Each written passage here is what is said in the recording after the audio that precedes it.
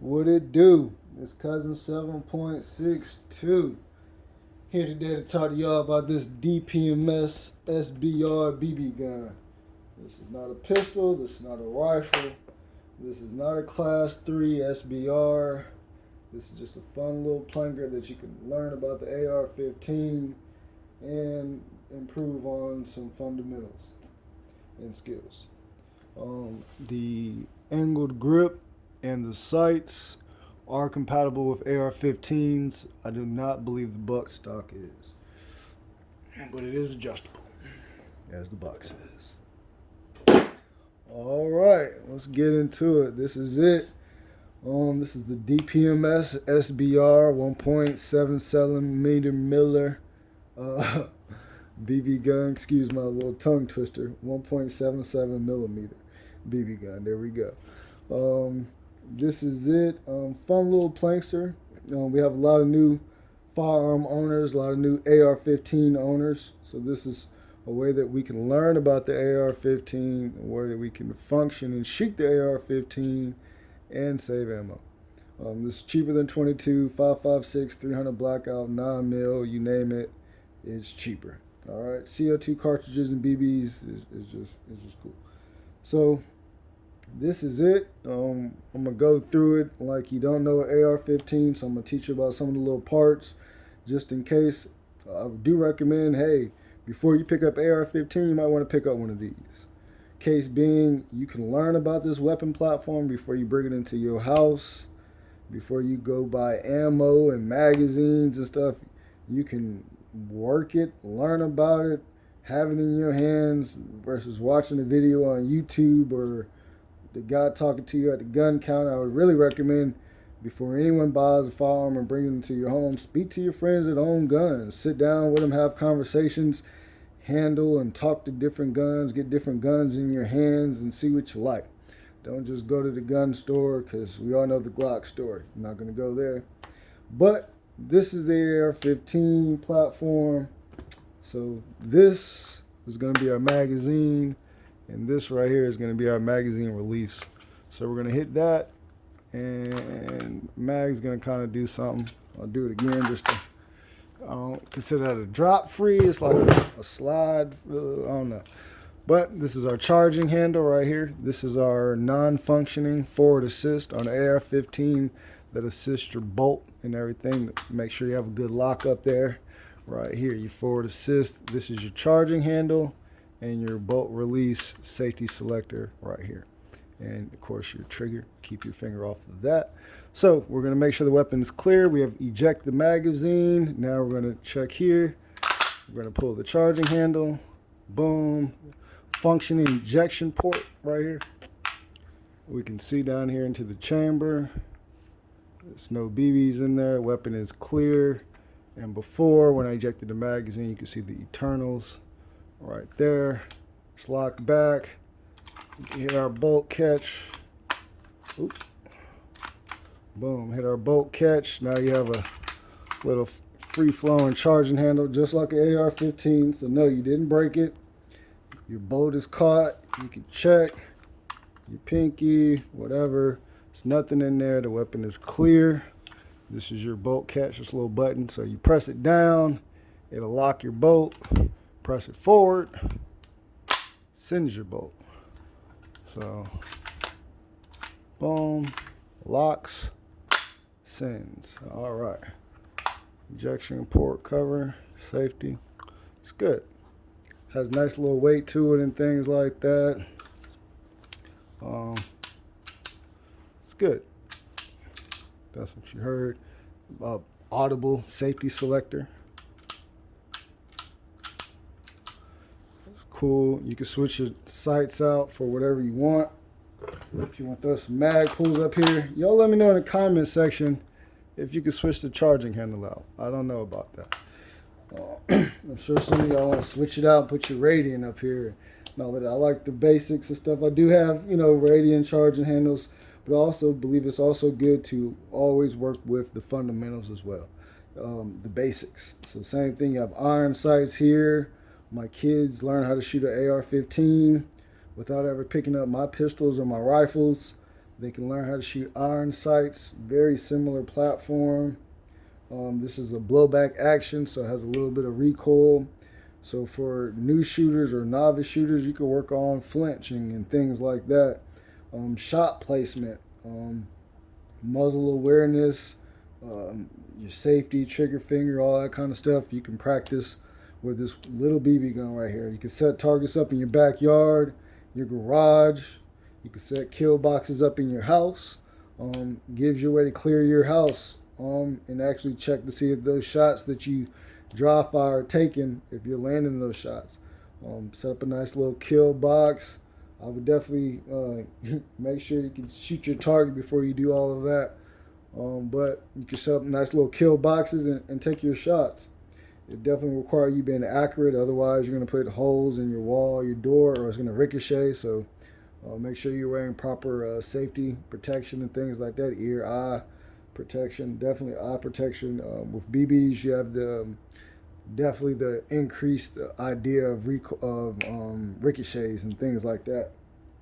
So wearing eye protection is definitely advised, and just good gun safety as well. Another thing, strong side, weak side. Inside of a range, you can work with your opposite hand, your non-dominant hand, taking shots. You're still kind of stationary.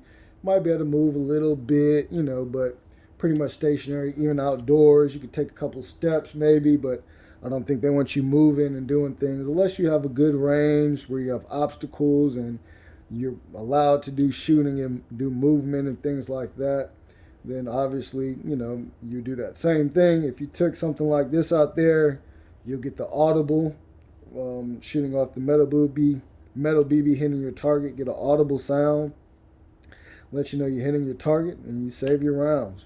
You can put your red dots up here, your scopes, your sights, your lasers, or whatever, back to your house. Not sure if y'all are practicing clearing your house, but if you're picking up a firearm for home defense, you might want to practice clearing your house, making sure that you can maneuver through your house, how you would maneuver through your house, working those angles and corners in your house, knowing them, so that can be knowledge for you versus an intruder, and give you an advantage on your own home front. It would suck to lose a battle on your home front. That's all I'm going to say there. So train. That's part of it, and this definitely gives you a way to train, to educate and gain knowledge on this weapon platform right here. Angles, same thing in angles. Working indoors with your flashlight if your house is dark, or if you're dry firing during the daytime when your kids aren't home or when you're off, you might not be seeing the effects of that flashlight that you have when your house is totally dark with no lights on and it's night and it's pitch black. The light might be bright to your eyes and things like that. So you can work that. Those same corners and how you manipulate those corners and those angles might be a little different with your flashlight and how you have it set up and using it. And you can practice that here. I love to practice on my weak side and taking shots, because unlike dry firing, I can know that I hit my target.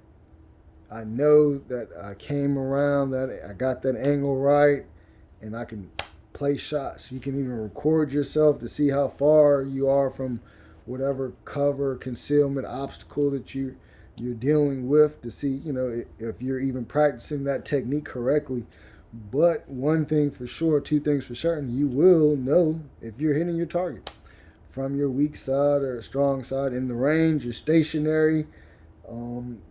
Not sure how far people are shooting in indoor ranges. I'm not trying to criticize anybody, but this is a rifle. All right, it's made to shoot at a little bit longer distances and things like that. Due to circumstances, we've been dealing with shorter distances and handling things in closer proximities, but this is a rifle. So indoor ranges and things, you might want to stretch it out a little bit and work on that. And so you can gain, the strength in having a rifle versus a pistol. Same thing, stretch your target out at your indoor range and work on your pistol. So you can work on holdovers and different things. This will also help with that. When you mount your red dots and you're working, in close proximities like this, your holdover and things like that, you're going to have to account for. Otherwise, you're going to have some ricochets, you're going to be tearing some stuff up or banging some stuff, denting some stuff or whatever might have you, you know, but it's another added plus to this weapon platform right here. Last thing I'll do real quick is just take it apart so y'all can see how it takes apart and everything like that. So we'll eject our magazine. So we can see that the magazines are semi-durable here, but it's also allows y'all to see the internals. So we have 2 CO2 cartridges here, your Allen key, which is stored inside of there, and the magazine cover, which is located over there. I'll get shortly. And hey, they're semi-durable. That's actually cracked from me dropping it, but it is what it is. So you have your takedown pins, one here, one here. Ooh, getting clumsy here. All right, so you're gonna pop this pin out right here. I'm not sure if y'all seen that. You have another one right there. You're gonna pop that pin out. Start to pull it. There we go. Go ahead and get this back right for y'all. Start to pull that pin out. Boom.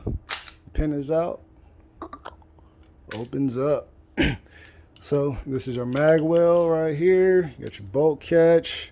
Normally you have your fire control group in here. I guess this is our hammer or something right there. This is our takedown pin. Normally where your buffer tube would be and your buffer pin. They even have something that looks like a buffer retaining pin right there. So that's also good. And obviously this one in the front is your pivot pin. All right, so you have your takedown pins, and this is the pivot pin, which I have a little slight straight in it for right here in the front. And this pivots your thing so you can clean, change whatever you gotta do. This is your charging handle.